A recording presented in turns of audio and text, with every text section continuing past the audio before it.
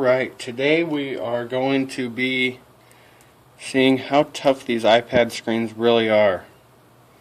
I have one here that's broken, but not really broken. It's broken in a few spots, but I'm just going to hit it here with this screwdriver and see how good they really hold up.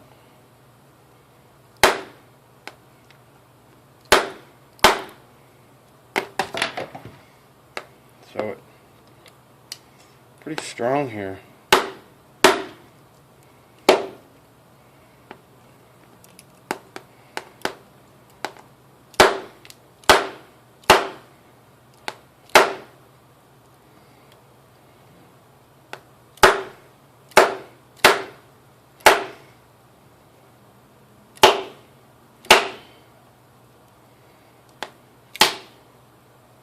There, that one did it pretty good.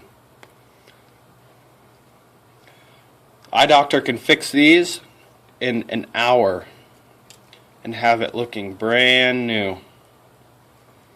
We also have colors available.